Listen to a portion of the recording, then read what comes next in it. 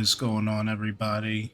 Welcome back to the channel, or welcome to the channel if it's your first time. It is your boy Mansa here today to give you another review roundup for my most anticipated game of the year, Metaphor ReFantazio, which is dropping this Friday, October 11th. So this morning, or yesterday morning, the reviews came out and we finally got the official Metacritic stamp. It is a Metacritic must play with a 94 overall based on 31 critic reviews on the PS5, but also it got around a 92 on PC and a 92 on Xbox with 27 and 20 critic reviews respectively. So this number could drop a little bit or go up. We'll have to see, but it is in that 90 range, and that is great to see because there's a lot of people kind of scared about what we're going to get from this new IP from Atlus. Everyone knows the creators of Persona and Shin Megami Tensei. So we were, the demo did do really well. The previews were really well, but we never know until you get that full game. But we now know that this game is a must play, and I'm so excited to get my hands on it this Friday. So if you're interested to know about some of these reviews, let's get right into it. So let's start with the first review, and this is coming from Checkpoint Gaming, who gave the game a 10 out of 10. They said that I've always wanted Atlus to tackle political fantasy as a genre, and of course, when they finally do it with Metaphor ReFantazio, it's one of the best RPGs in years. This is the result of 20 years of incredible gamecraft that has taken shape in the best and most refined version of the Persona and Shin Megami Tensei formula that we've ever received. Probably the best we'll ever get. This is their magnum opus with immensely satisfying and tactile turn-based combat and a memorable cast of characters, including the alluring and ever-intimidating villain Count Lewis. You'll be taken by the world and story to explore with Uchronia. Much like the protagonist, you'll be compelled to save its people. Metaphor ReFantazio is a crowning achievement under Atlus's long-running and award-winning belt. You should join them on the throne. The view is beautiful from up here. And now this pretty much sums it up beautifully. I mean, I know I only played the 8-hour demo. Check out that video. I did put that up last week, but it pretty much says what I was saying in my review, where, a lot of people like some of the story or even the, other elements from Persona, but then they really like the battle system from Shin Megami Tensei. And this game is, this is after 25 years of them being able to perfect those games and then be able to put that all together and come in with this great package of fantasy, great story, great game mechanics, and just really refining it for something in an RPG that a lot of people can fall in love with. And that's great to hear. It sounds like they really like the game and they feel like there was pretty much no flaws with it, giving it a 10 out of 10.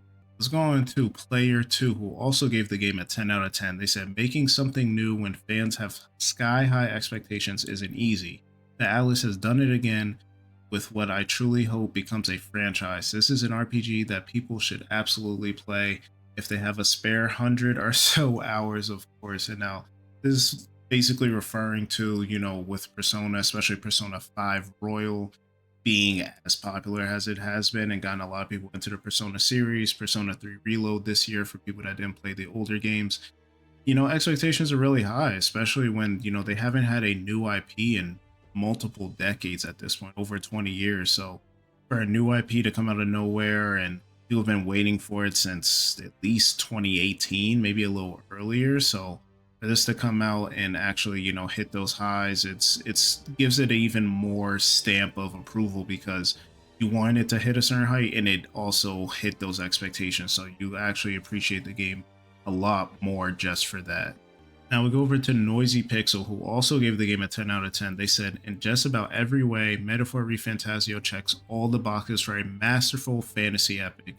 Between the addicting gameplay design, endlessly strategic combat, and gripping narrative propelled by a compelling cast, this is an undeniable must-play that's guaranteed to be Atlus's next big hit. And now, going back to the other review that we read before, this was just talking about the, is this going to be a third pillar for Atlus? You had Persona, Shin Megami Tensei, and now, Metaphor are going to come in at some point.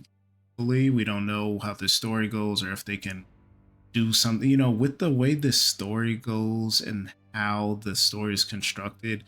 maybe it leaves it open, but as I'm playing the demo, it seems like a standalone story to me. I don't know how else they would do anything in this world. Maybe it does something in the past, or maybe the distant future, or maybe they change the whole who becomes king every single, whenever the king dies, they come up with a new way to get a new king or a new tournament or something like that. So, but as the review said, the game is very addicting. I felt very like in tune with the game and thinking with my strategy as I'm playing. And, okay, if I use this or pass off to this person, he does a super effective attack, and then I'll use this person to heal, but put them in the back row so they don't get attacked and things like that. Like you're constantly thinking and being on your feet when it comes to this game. So definitely everything from how it looks, the battle system, and the story, of course, and just the setting. A lot of people got tired of the school setting when it came to Persona. Like it's cool, but it's like some of us are older now, right? Some of us are older,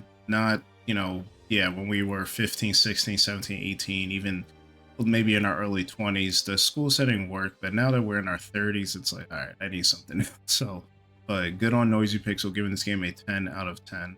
And so let's get into some of the 9 out of 10. So we got Games Radar Plus gave the game a 9 out of 10, saying, Metaphor ReFantazio is a triumphant evolution of Atlus's best and offers a gripping new story supplemented by a lovable cast, dungeons begging to be explored, and a gorgeous art direction that makes you feel like you're wandering the pages of a fairy tale book, although it takes a while to reach its greatest height. So, I mean, just from the demo, which is a prologue of the game, just that last sentence here in the review saying it takes a minute to get to its greatest heights, I'm actually like kind of excited for that because the prologue was still pretty exciting for me and a cool setup, and the fact that that's not even the peak of the game really excites me. That means I've experienced something great and it's only going to be even better than that.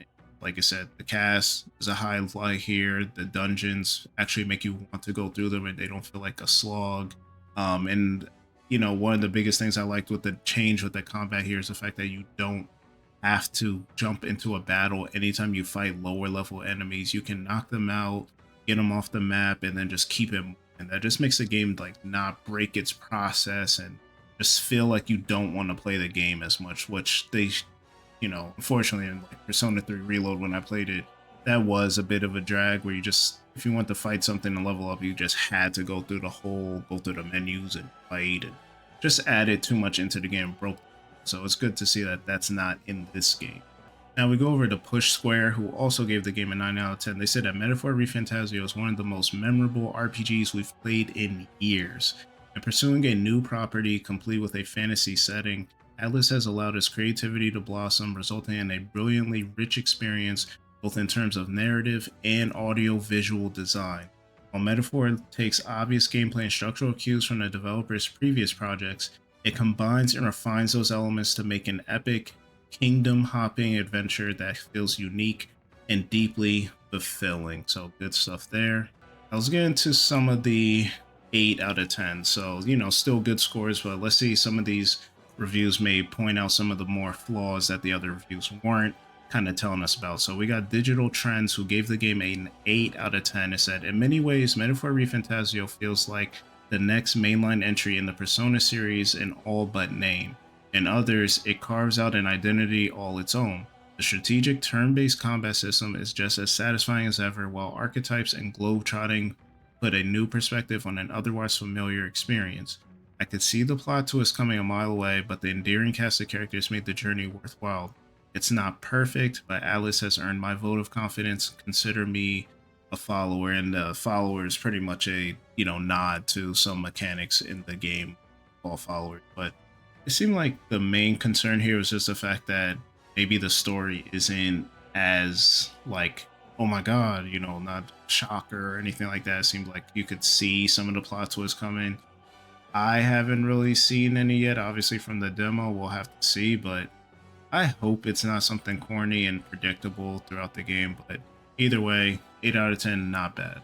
And then I want to read these other two. These are like reviews in process. This from Kotaku, which actually dives a little bit deeper into the subject matter of the story. So if you guys don't know, the game talks a lot about not just classism, but like straight up racism or tribalism and things like that, where you're kind of seen as an outcast because of who you are. And there's a lot of, people noble born or certain people from a certain race and things like that are placed on a higher pedestal than others. And, the game really tackles those type of issues. So Kotaku in their review says that Metaphor does a succinct job of illustrating that progress is slow but still demands we take action.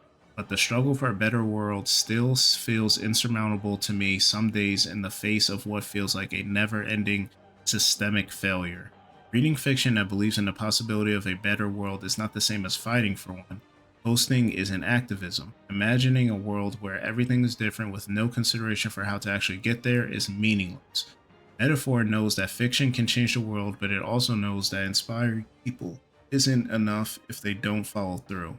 And if, despite my deteriorating hope, I'm thinking this way, maybe that's a sign that even if Metaphor isn't exactly revolutionary in its politics or worldview, it still must have done something right. And, this was a powerful piece right here done by Kotaku. And it's pretty much saying, like, yeah, a lot of these video games, movies, music, and things like that touch on these issues, whether it's racism or any other issues, poverty, discrimination, all these other issues that come up. And it's like, hey, we know about it, but what does this do? The same as the people that, post a black fist on Instagram or a black square or a hashtag and all this. Like, okay, we know it exists, but how are we addressing it? How are we fixing it? It doesn't have maybe all the answers, but it still points out that, hey, there's work to be done, and not only, just talking about something is actually going to get it done.